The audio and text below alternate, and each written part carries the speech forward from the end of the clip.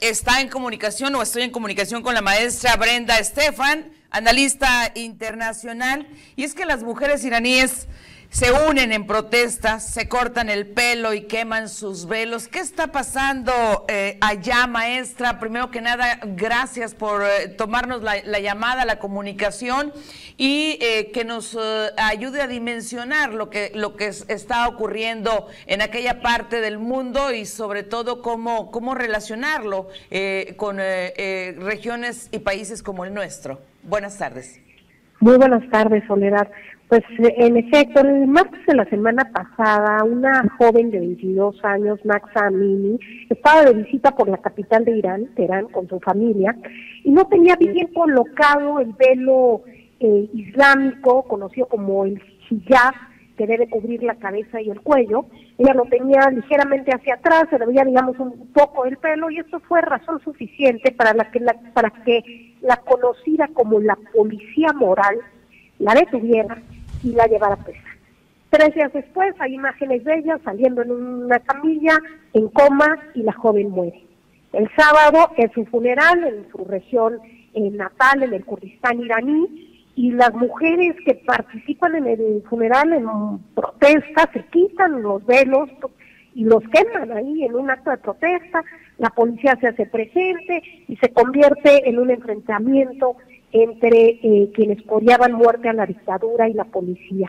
Esto se multiplica en diferentes ciudades en los últimos días, llegando incluso a la capital iraní, algo que no se veía desde hace muchos años. Entonces, pues nos habla de un movimiento que quizás no sea un movimiento de amplio calado, profundo, organizado, porque en Irán no hay ni partidos políticos independientes, ni sindicatos independientes, pero sí nos habla de la enorme distancia que hay entre la élite del gobierno que quiere seguir imponiendo esta ley de hace más de 40 años, por la cual las iraníes tienen que portar en público el velo islámico a partir de los 6 años de edad. Inclusive, si alguien está de visita, yo tuve la oportunidad de estar en Irán hace unos meses, tiene uno que portar el velo iraní todo el tiempo, el velo musulmán, y de alguna manera la juventud iraní ya no está en línea con eso, es una juventud mucho más abierta que no está de acuerdo con este tipo de imposiciones. Entonces lo que vemos es un movimiento que podría crecer, sí, y que desde luego reivindica el derecho de las mujeres iraníes pues a finalmente vestirse como quieran, ponerse o no el velo según lo decidan.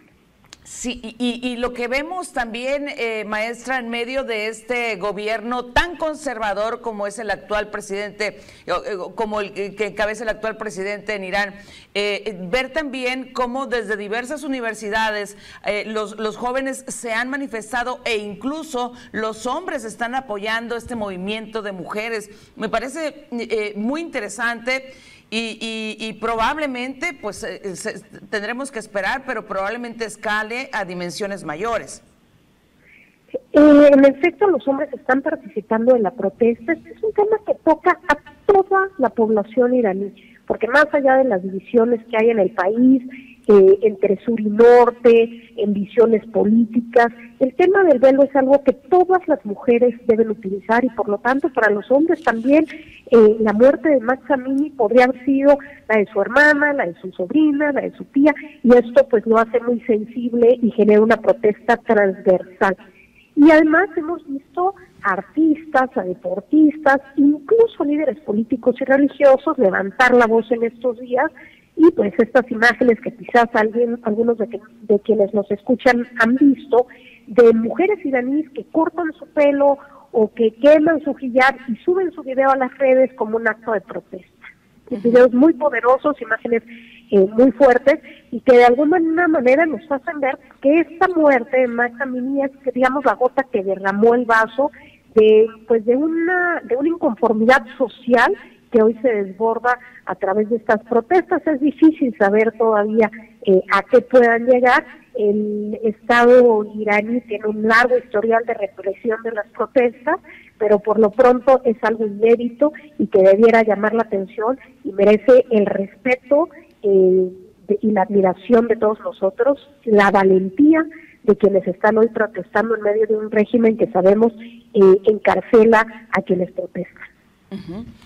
Ahora, ¿cómo interpretar esto en la época actual? Porque muchas personas pudieran pensar, pero ¿qué nos va y nos viene en México esta situación? ¿Qué nos va y nos viene en Sonora, en Hermosillo, donde nos encontramos nosotros? ¿Cuál sería su interpretación, maestra? Bueno, uno de los elementos importantes es que esta ley no es una ley de hace 200 años. Las mujeres en Irán, antes de la Revolución Islámica, podían no traer el velo islámico, y sin embargo hace 40 años, en 1979, poco más de 40 años, con la Revolución Islámica se instaura esta ley y poco a poco las mujeres van perdiendo sus derechos. Y esto me parece que debe ser una enseñanza para las mujeres del mundo y en general para grupos sociales, de que si se van cediendo los derechos, después es muy difícil recuperarlos.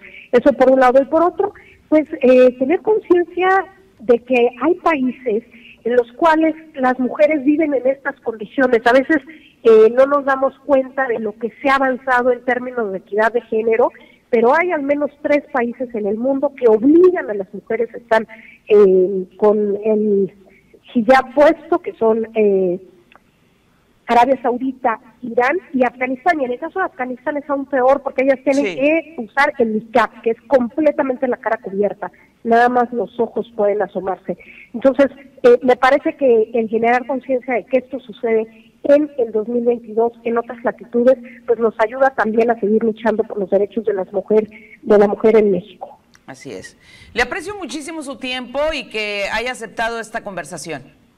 Con todo gusto, Soledad. Gracias por la invitación. Hasta luego. Gracias, maestra. Hasta luego.